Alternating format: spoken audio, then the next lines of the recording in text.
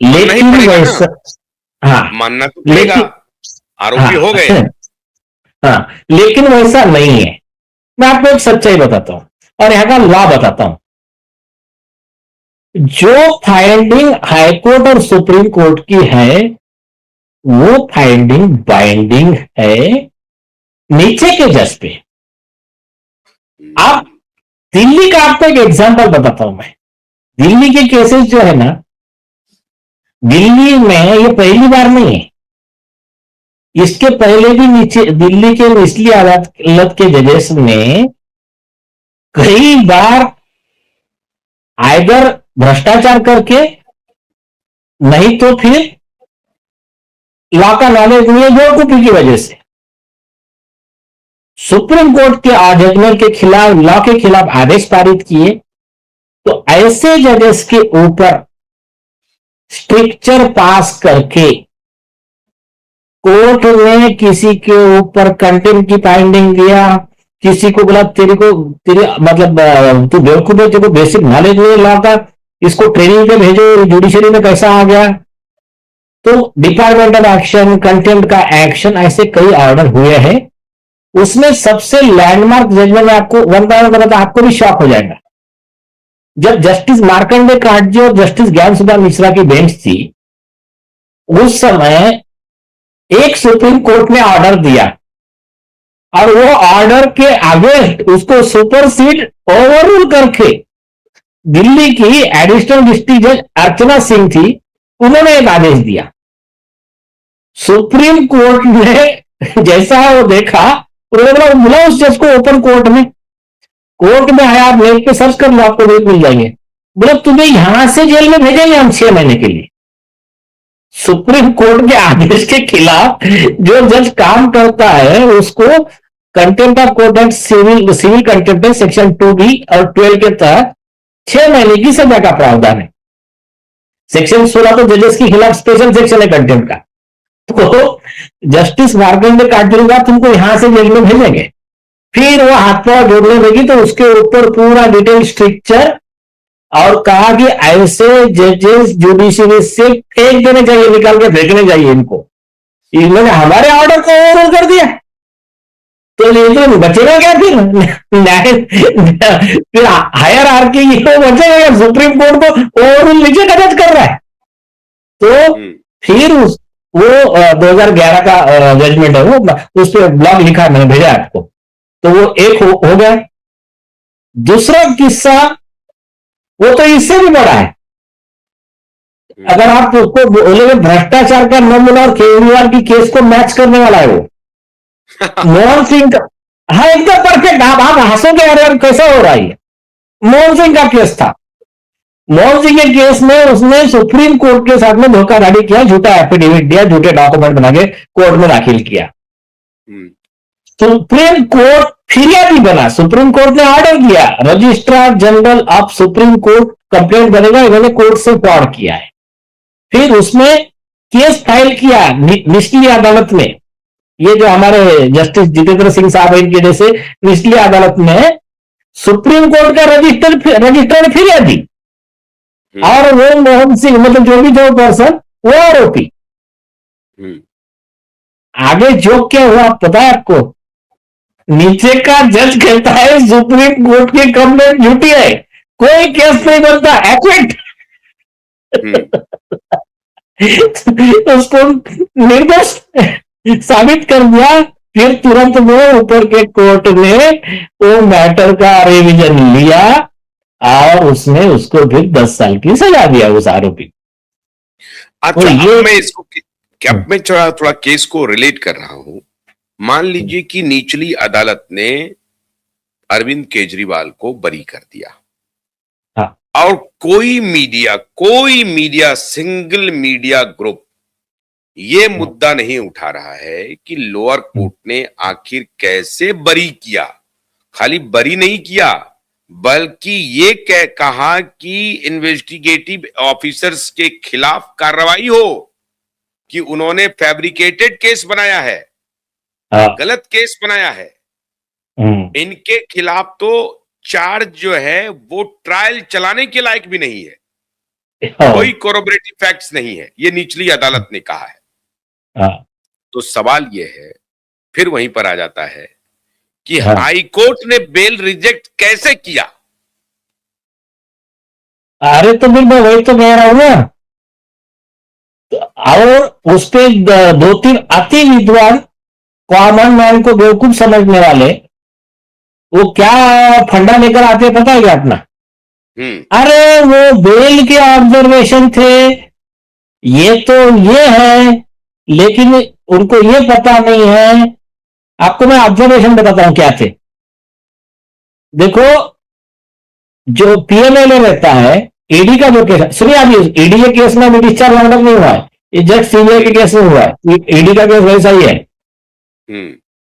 ED के case में जो ऑब्जर्वेशन रहते हैं वो जब तक कोर्ट इस कंडीशन पे ना आ जाए कि उनको आरोपी के खिलाफ में प्राइमा फैसी केस है, तब तक कोर्ट उनको बेल नहीं दे सकता। तो अभी आपको बाकी तो छोड़िए फाइंडिंग, सुप्रीम कोर्ट के जो सीजेआई थे संजीव खन्ना साहब, इनकी बेंच के मैं ऑब्जर्वेशन बताता हूं। उसी ऑब्जर्वेशन को रिलाय करके दिल्ली हाईकोर्ट ने अरविंद केजरीवाल का पिटीशन डिसमिस किया था। तो क्या कहा था संजीव खन्ना साहब ने अपने ऑर्डर में? पॉइंट नंबर 1, जो इनके बीजेपी के प्रवक्ता आके जिन्होंने स्पीच दिया कि जो पार्ट ऑफ रिकॉर्ड है वो सुप्रीम कोर्ट ने ऑर्डर में लिखा था सीबीआई के और ईडी के चार्जशीट में से 184 कुछ सिम इन्होंने डिस्ट्रॉय कर दिए थे, मोबाइल भी डिस्ट्रॉय कर दिए थे कि बाद में रिकवर ना हो हमारे जो चार्ट है जो ये है। और मैं पहले 2 लाइन में पूरा केस बताता हूं जो सुप्रीम कोर्ट ने बोला है। पूरा केस क्या था